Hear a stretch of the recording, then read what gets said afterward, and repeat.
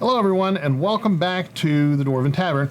I am Dr. Jeff Goins, your host, and I'm sorry, I'm really sorry that I've been away for so long.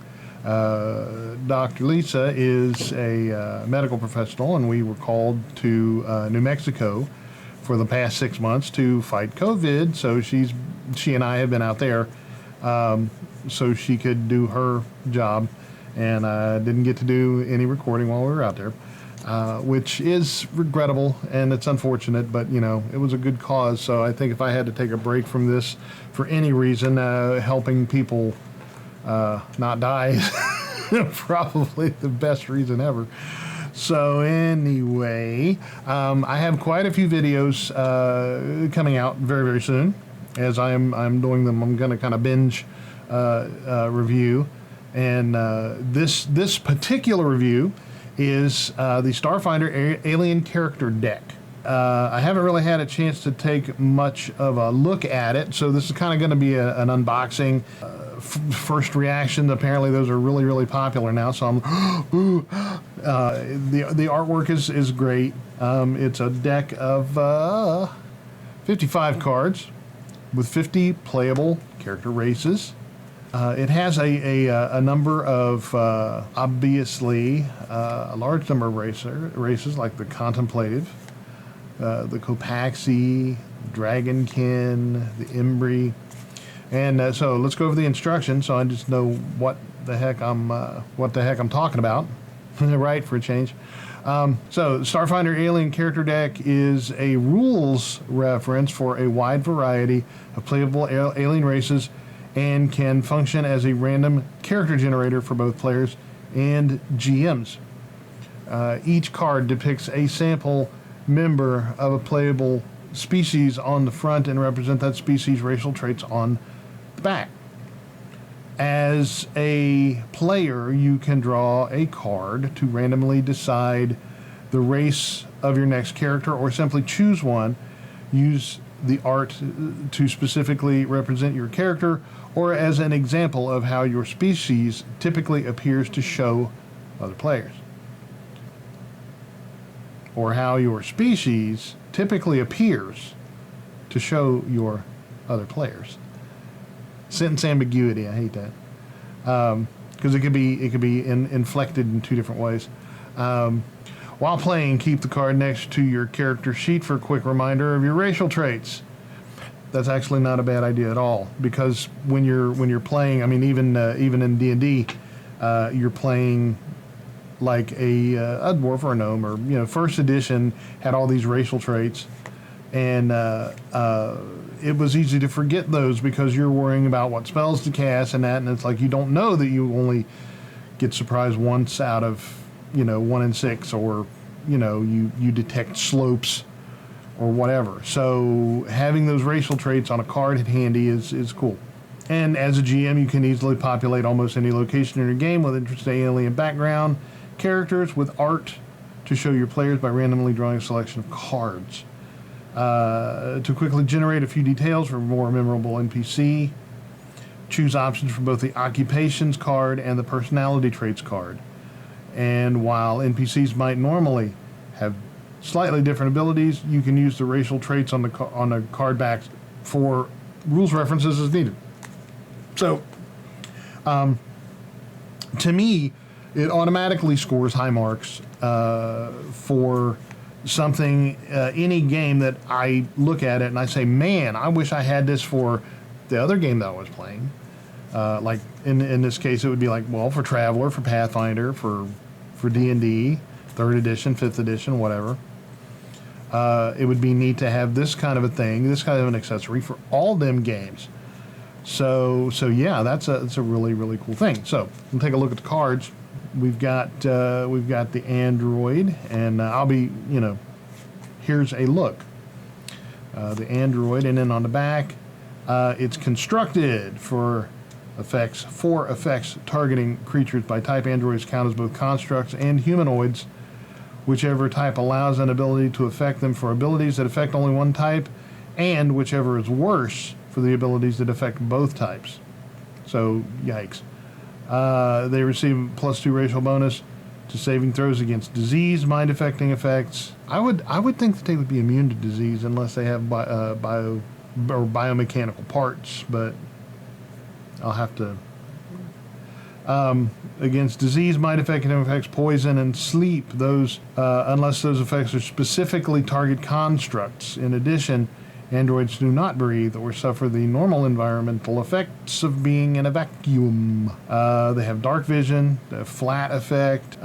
They find emotions confusing and keep them bottled up. They take -2 penalty to sense motive. Low light vision, all the other things, upgrade slot. They have a single armor upgrade slot in their bodies, like Terminator Dark Fate, where she had the subdermal. So there's a large number of creatures, and they're in alphabetical order in here, and a lot of guys.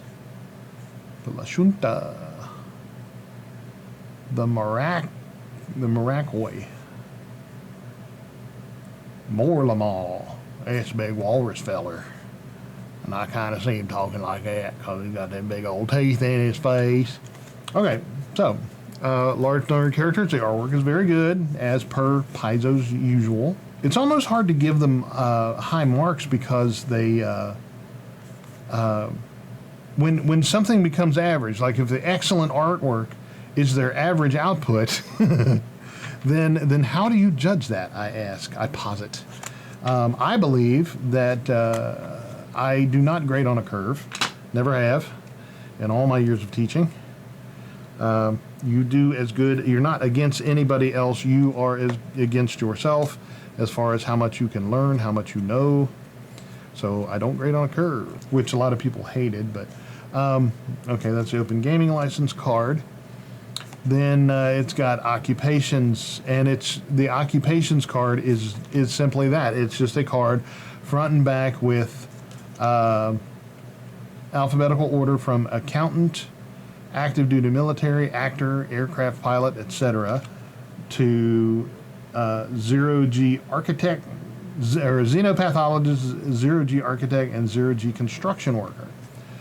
That is a lot of occupations, front and back, in very small point. I'd say it's probably 5 or 6 point font. And then it's the same thing with the personality traits. It's just written in lines with delineated by commas, and so it's not like you can't roll. Well, you could roll. You could count how many were on here, and then. And then roll a die and get an idea, or you roll 2 dice and go down a number of lines and over a number of lines and pick one, or you can just go, and he's a conformist. He's a professional. No, that's personality trait, so you can't be a professional conformist, although, aren't we all? Well, no. No, we are not all professional conformists, but that may have been a bad choice. Discreet, disloyal, envious. Wow, that's not a guy you want to know. So it quickly builds personalities, and the whole purpose of these cards, and Paizo has sent me a number of decks of cards, and normally I don't care for decks of cards because it's just another thing that can get lost, or you lose one card and the whole deck's ruined. I'm about the sets, man. I'm a collector, and I love to keep my sets intact. And when I don't have all of a set, man, it destroys my mind. It boils it like an egg.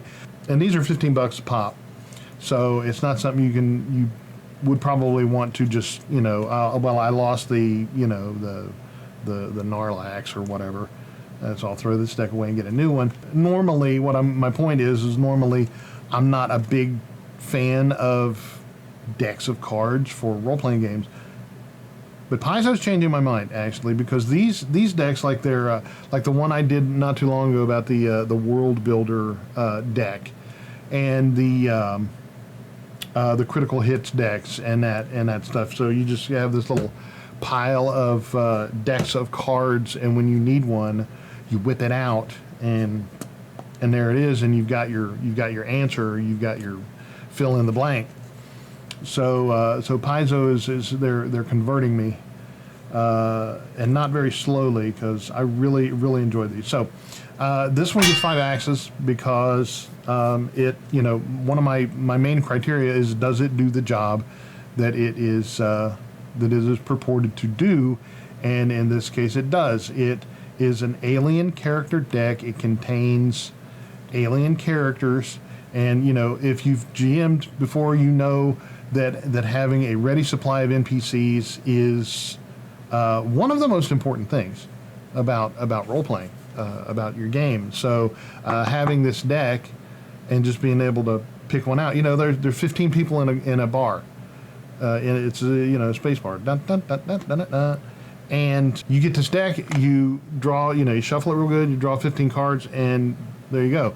Or, you know, you roll a die to see how many of each one is in there, and it's done, and you don't have to think, you don't have to flip through the pages, you just get the deck, and the game goes on. So that's the point. So 5 axes, very good idea, very good product, and I recommend it. $14.99. On that happy note, it is good to be back again, and I apologize for my absence, but I am back, and the next time we have to leave, which we may have to do soon, again, I will take my camera with me, and I promise I will continue.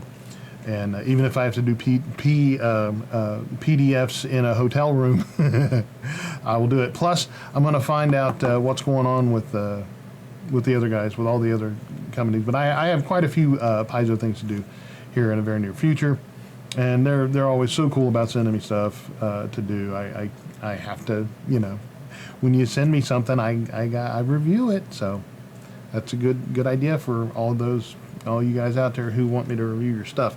So, on that happy note, on behalf of the entire cast and crew of the Dwarven Tavern, I am your host, Dr. Jeff Goins, wishing for you to want for nothing but adventure. And at first I feared it, then I charged. Out west. Thanks for watching, and we'll see you next time.